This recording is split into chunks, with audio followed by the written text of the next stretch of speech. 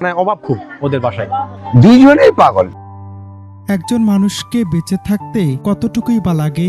দুবেলা খাবার, মাথা গোজার একটু ঠাঁই আর পরিবারের মুখে এক চিলতে হাসি, তাই না? কিন্তু এই সামান্য চাওয়াটুকু যখন অধরা হয়ে যায়, তখন জীবন কতটা নির্মম হতে পারে তার এক হৃদয় বিদারক উদাহরণ উঠে এসেছে ঠাকুরগাঁও থেকে। বাসা রান্না হয়েছিল শুধু ভাত, কিন্তু ছিল না কোনো তরকারি। অভাব, অনটন আর অসহায়ত্বের দীর্ঘ লড়াই শেষে জীবনের কাছে নয়, যেন দারিদ্র্যের কাছে হার মানলেন 5 সন্তানের জনক ফজলুর রহমান, যিনি এলাকায় ফজলু পাগলা নামে পরিচিত ছিলেন। একটি পরিবারের একমাত্র উপার্জনকারী মানুষের এমন করুণ বিদায়ে পুরো এলাকায় নেমে এসেছে শোকের ছায়া। বউ পাগল, দুই ফ্যামিলি, মানে দুইজনে বাড়িতে মানে অভাব খুব ওদের বাসায়। আর আমরা গ্রামের মানুষ টাকা তুলছি ওনাকে ভালো চিকিৎসা করার জন্য। প্রায় কয়েকজন টাকা দিয়েছে, কেউ টাকা দিয়ে কেউ দেয়নি। এই যে ভুট্টা বা মরিচ তোলার পরে আমাদের কিন্তু ট্রিটমেন্টটা হতো না, কিন্তু আমরা টাকা তুলে আমাদের কাছে জমা আছে, কিন্তু আমরা করতে পারিনি। ওনার 4 সন্তান 1 মেয়ে, মোট 5 সন্তান, 1টা মেয়ে, 4টা ছেলে। ঠাকুরগাঁওয়ের বালিয়াটাঙ্গি উপজেলার পাড়িয়া ইউনিয়নের নিটালডোবা গ্রামের একটি ভাঙাচোরা ঝুপড়ি ছিল ফজলুর সংসার। নিজের কোনো জমি নেই, নিরাপদ আশ্রয়। মানসিক ভারসাম্যহীন স্ত্রী আর 5 সন্তানকে নিয়ে প্রতিদিনের জীবন যুদ্ধ চালিয়ে যাচ্ছিলেন তিনি। বয়সের ভার আর শারীরিক দুর্বলতা সত্ত্বেও মানুষের বাড়িতে কাজ করে যা আয় হতো তা দিয়ে কোনো মতে চলত সংসার। কিন্তু সাম্প্রতিক সময়ে অভাব এমন পর্যায়ে পৌঁছায় যে পরিবারের জন্য দুমুঠো খাবার জোগাড় করাও হয়ে পড়ে অসম্ভব। স্বপ্ন ছিল না বড় কিছু পাওয়ার, শুধু সন্তানদের মুখে খাবার তুলে দেয়ার। অথচ সেই স্বপ্ন শেষ পর্যন্ত অপূর্ণই থেকে গেল মানুষটির। আগে ঠিক ছিল, কিন্তু মোটামুটি 10 বছর থেকে দুইজনেই পাগল।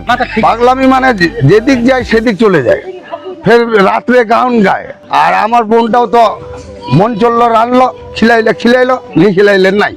মাথার সমস্যা করলে মানে আর কি দিবা টিবা এলা জবাব বেড়াতো, দিবা জবাইতো, কোনো কাগজ জবাব বেড়াইতো। রান্না বান্না করতে বলতেছেন? মাঝে মধ্যে আবার যে ভালো লাগবে রান্না বান্না করে।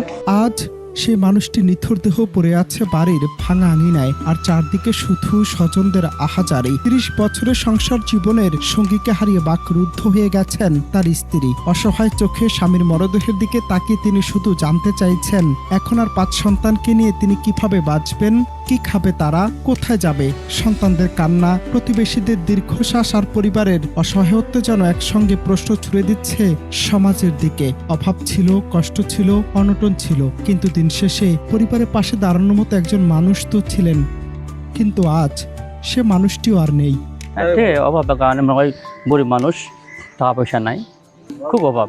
আর পাগল তো আমরা জানি, এটাই সত্য।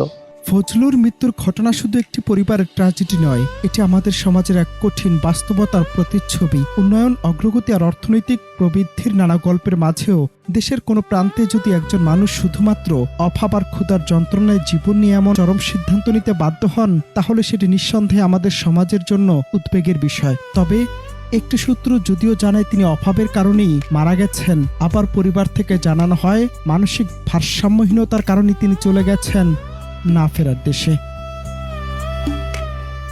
অনন্ত হাসান মাসুদ, বাংলা টিভি।